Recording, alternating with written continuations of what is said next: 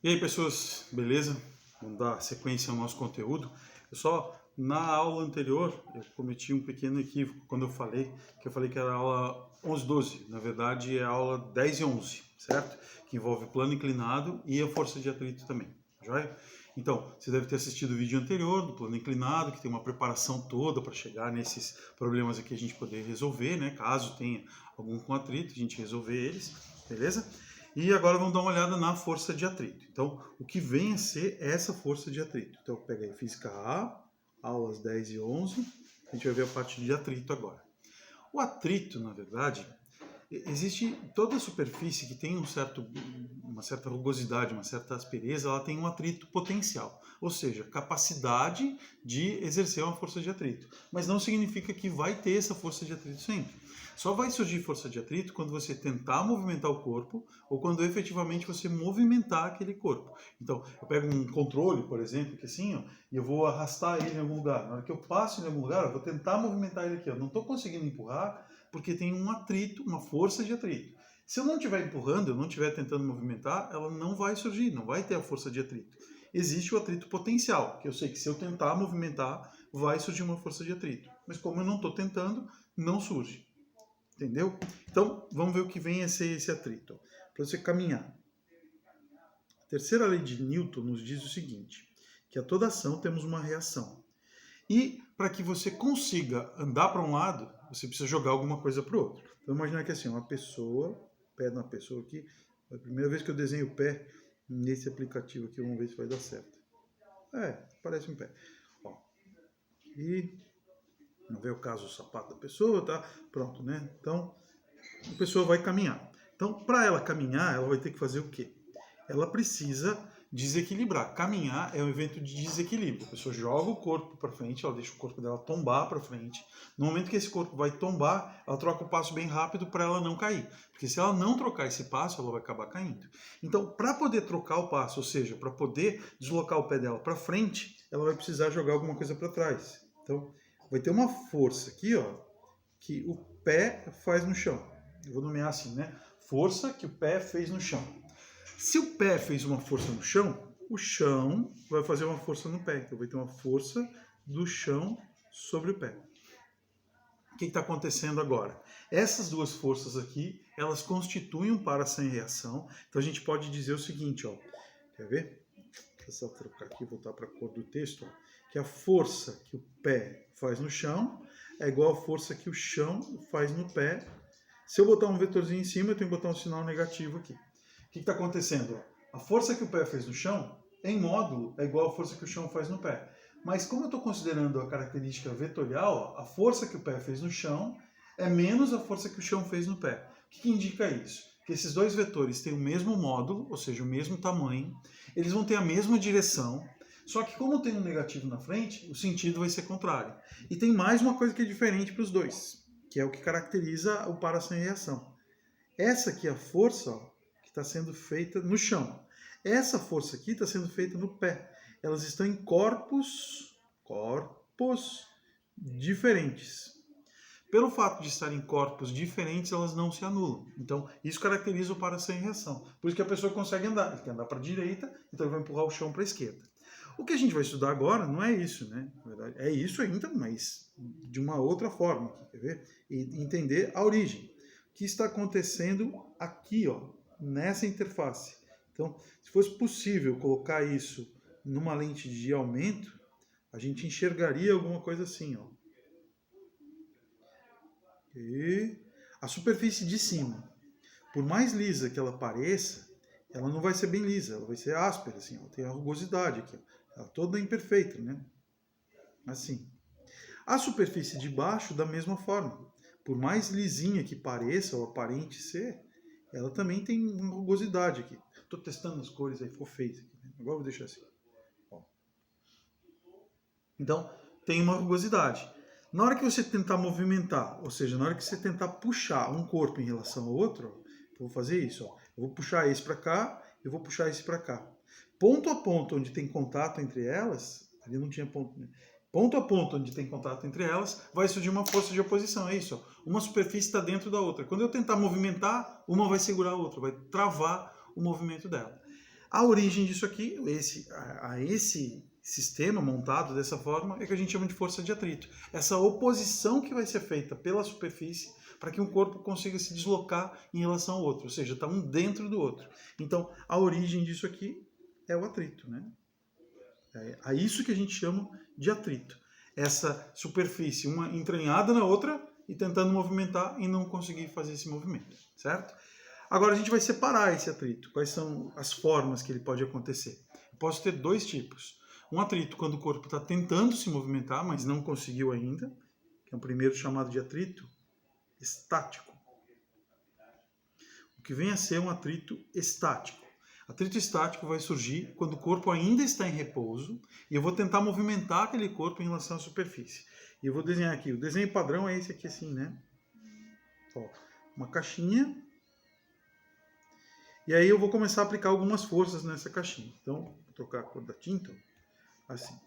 Vou escrever de vermelho para ver melhor, né? Entendeu?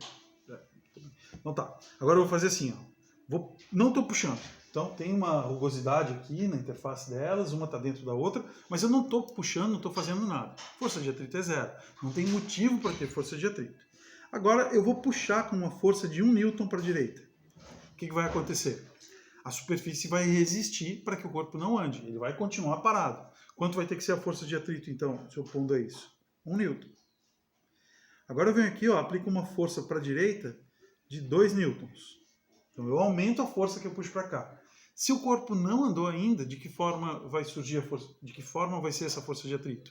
Vai ter o mesmo módulo da força que eu estou fazendo, com sentido contrário. Então eu vou ter 2 newtons por outro lado.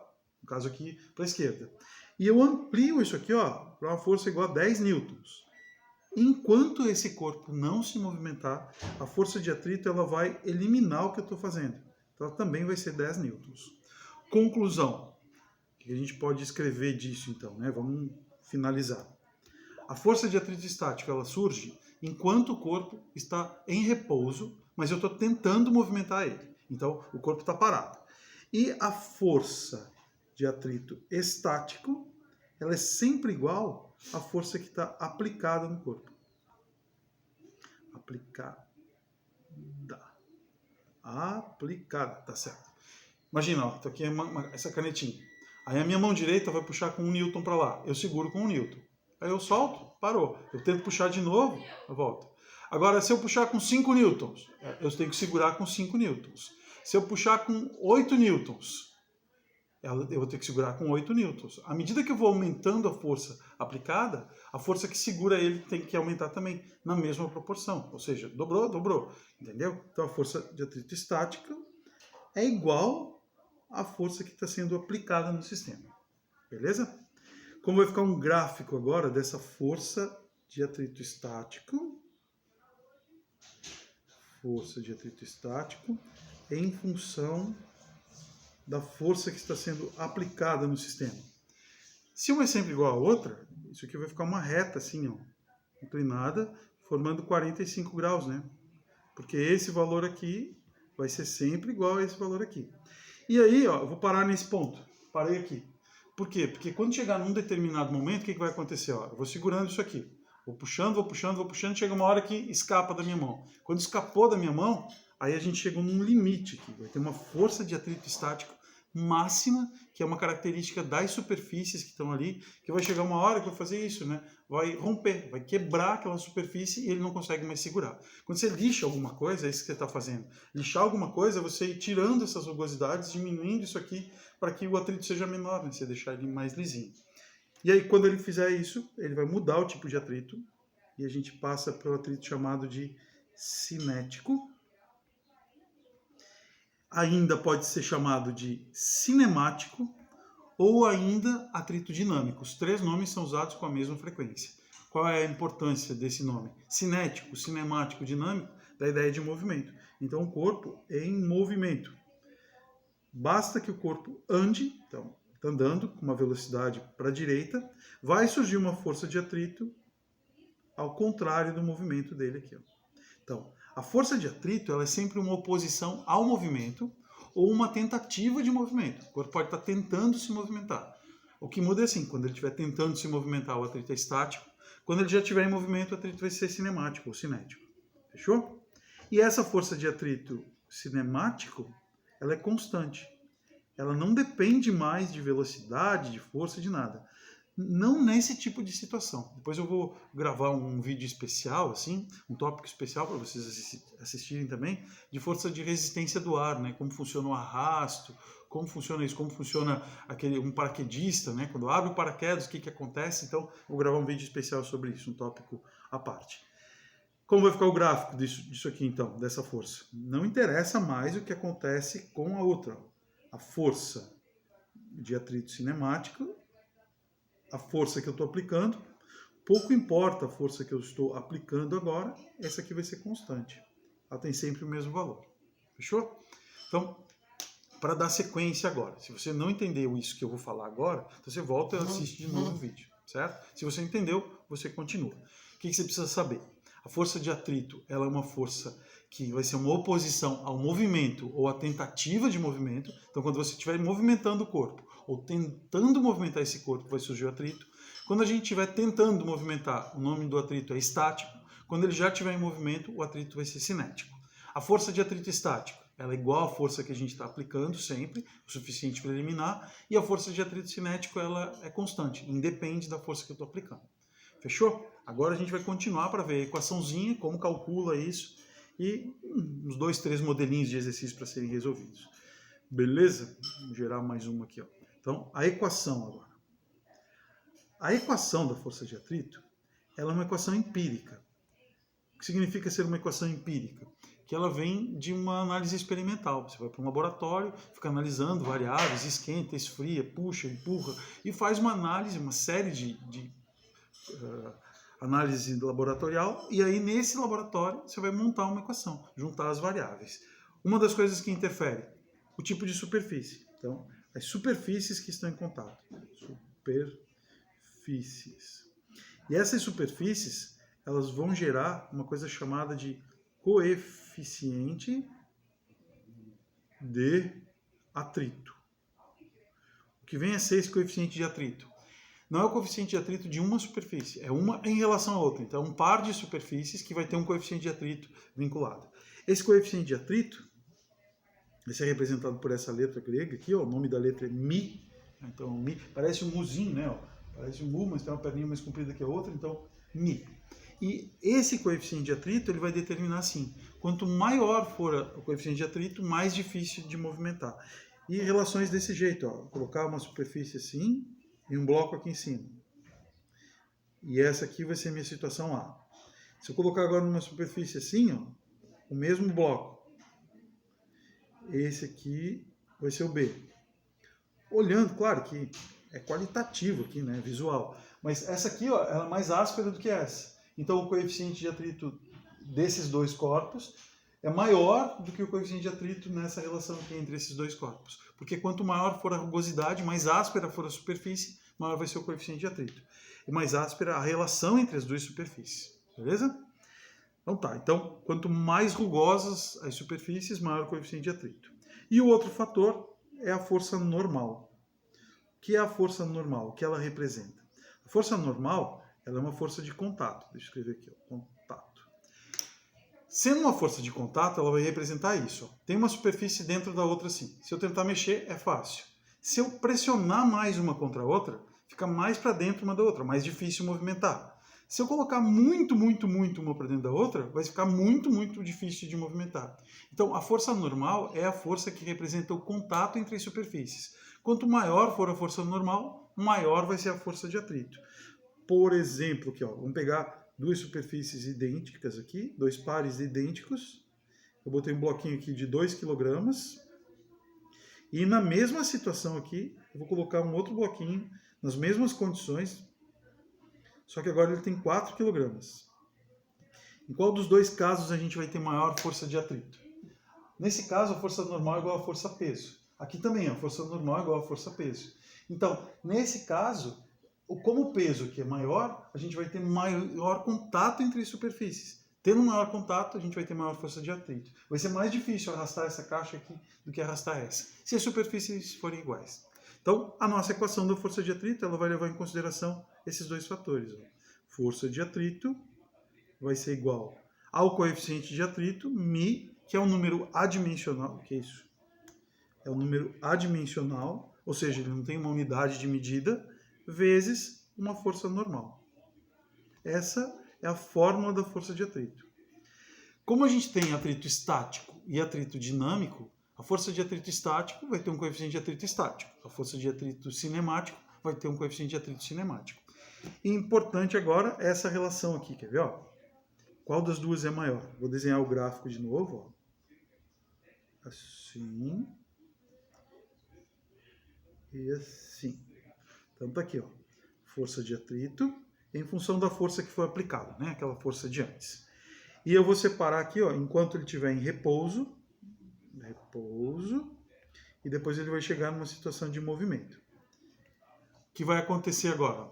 Quando ele estiver em repouso, a força de atrito é igual à força que está sendo aplicada. Então, vai acontecer isso aqui com o gráfico. Até chegar... Fecha a porta para mim, que a Marina fica falando lá. Poxa vida, né?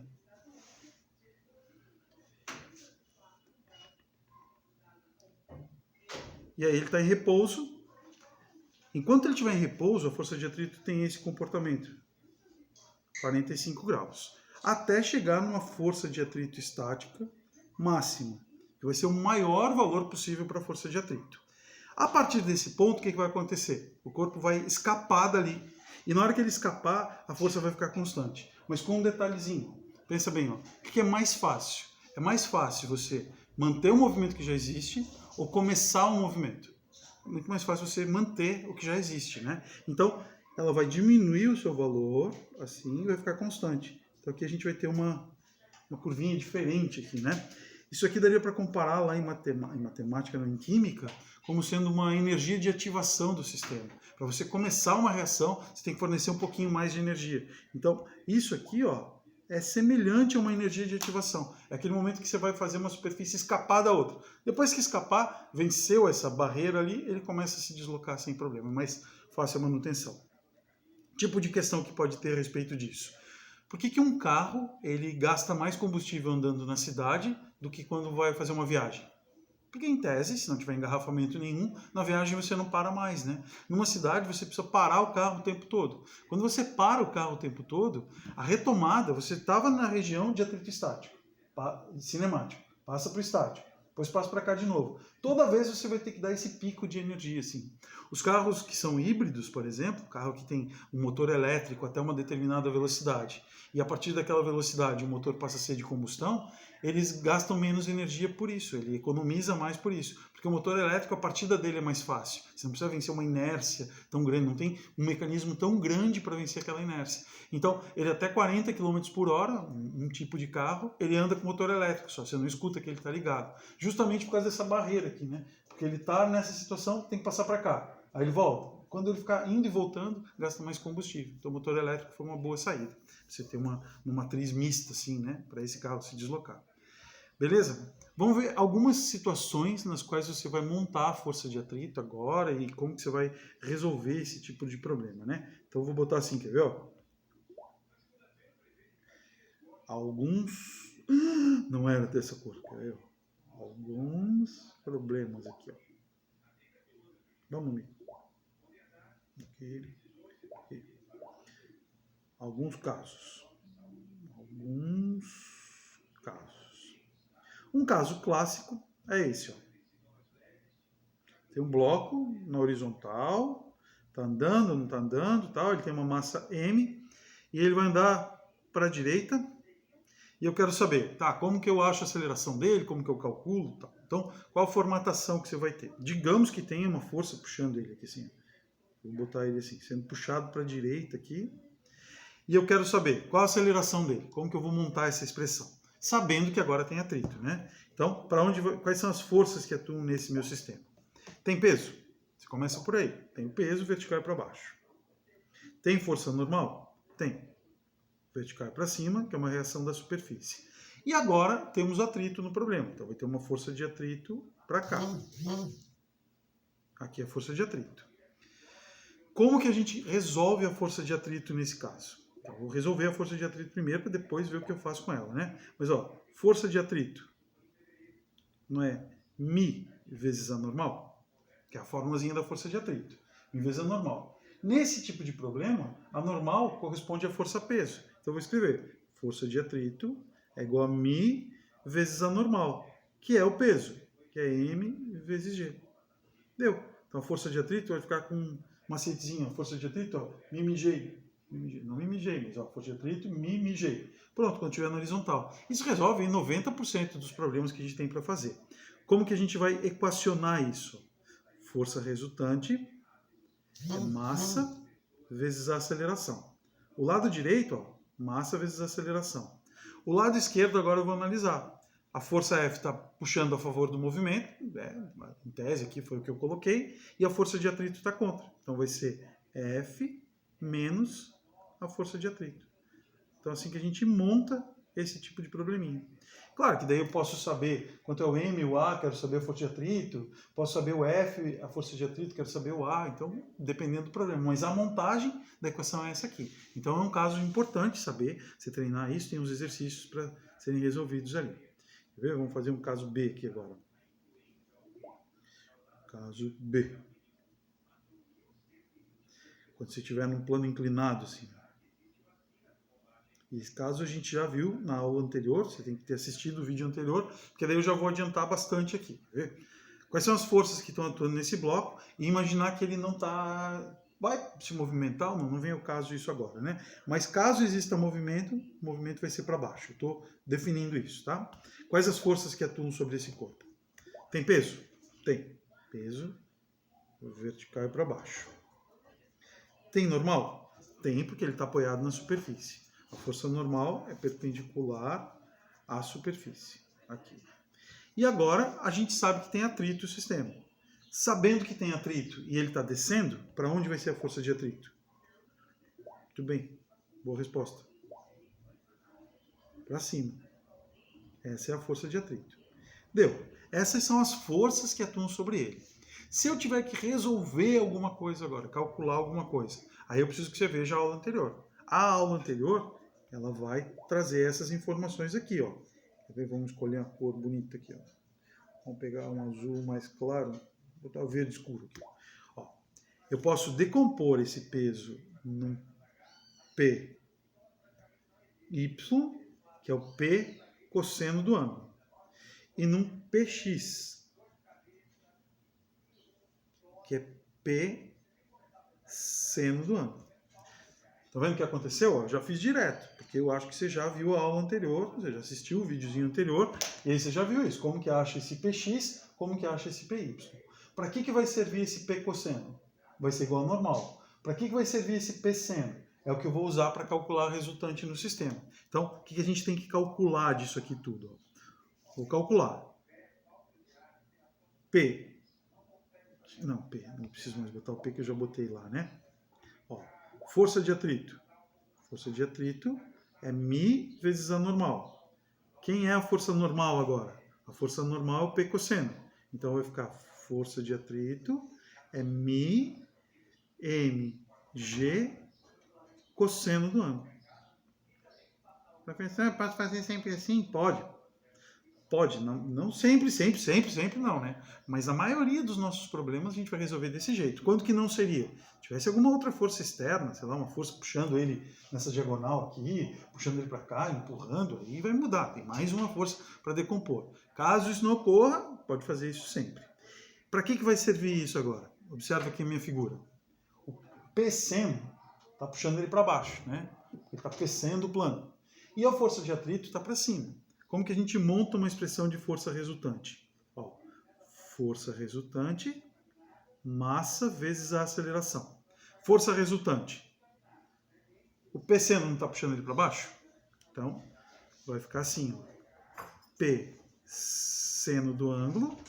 Alguém está atrapalhando? Sim, a força de atrito. É igual a massa vezes a aceleração. Veja que tudo acaba do mesmo jeito, né? A gente acaba tendo sempre a mesma composição de força. Eu vou botar uma tela aqui, ó. Olha o que eu montei antes. Agora você imagina que isso aqui está acontecendo? Não aqui, mas está num plano inclinado. Daí, ao invés de ter uma força qualquer puxando, é uma componente do peso que está puxando ele para baixo. E aí a gente consegue resolver os exercícios assim. Lembrando sempre que, tendo plano inclinado, você resolve primeiro o plano inclinado, depois vê para que serve tudo aquilo ali e vê o que está faltando. Na horizontal, vai acabar sendo aquele tipo de sistema. Beleza? Eu vou finalizar por aqui então essa aula. Eu vou vou fazer uma aula de exercícios daí, vou gravar para vocês dessa bateria das aulas 10 e 11 para vocês poderem ter isso acessível também. Tá joia? Abraço. Agneia.